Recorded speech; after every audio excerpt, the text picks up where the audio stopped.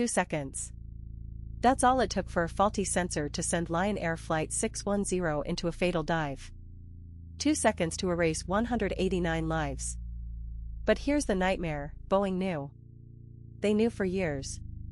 And they did nothing. Not until the world forced them. This is the story of a $20 billion lie, 346 bodies, and the corporate cover-up that still hasn't ended. Right now, as we speak, Boeing is fighting hundreds of lawsuits. Whistleblowers are coming forward with damning testimony. And the 737 MAX is back in the air, flown by pilots who may not know the full truth. If you've ever flown on a 737 MAX, this story is personal. How did a company that put men on the moon become a machine of death? The answer is a masterclass in greed, arrogance, and regulatory capture. Boeing was once the gold standard. Engineers ruled. Safety was paramount. But in 1997, Boeing merged with McDonnell Douglas, a company with a toxic culture focused on shareholder value. The engineers started leaving. The bean counters took over. And then came the Airbus A320neo. 2010, Airbus launches the A320neo, promising 15% better fuel efficiency. Boeing's answer? A rushed upgrade of their aging 737, the MAX. But there was a problem: the new engines were too big. They had to be mounted higher and further forward, making the plane prone to nosing up dangerously. Instead of redesigning the plane, Boeing slapped on a software band-aid, MCAS, the Maneuvering Characteristics Augmentation System. One sensor. No redundancy. If that sensor failed, MCAS would push the nose down, and keep pushing. Pilots were never told about it. Not in training. Not in manuals. The MAX became Boeing's fastest-selling plane. 5,000 orders. $20 billion in revenue. But the cost of cutting corners? Priceless. October 29, 2018.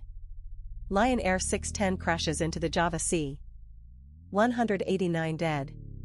Preliminary reports point to MCAS. Boeing's response? Blame the pilots. Then, March 10, 2019. Ethiopian Airlines 302 crashes. 157 dead. Same cause. Same sensor failure. Same software bug. The world grounds the MAX. Whistleblowers emerge. Emails reveal Boeing employees mocking regulators. Would you put your family on a MAX simulator?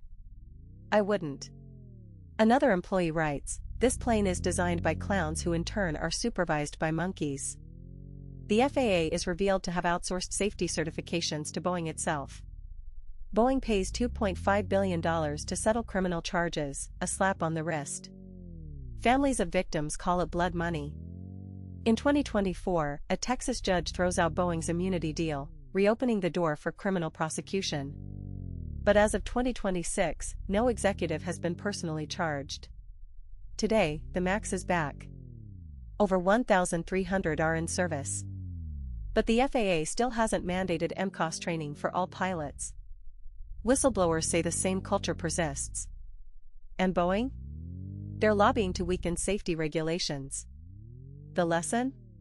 When profit is prioritized over people, tragedy is inevitable. The 737 MAX isn't just a plane, it's a warning. A warning that systems designed to protect us can be corrupted.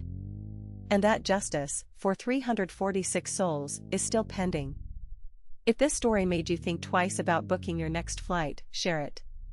And subscribe, because next time, we're diving into the scandal that sank a $500 million yacht and the sea.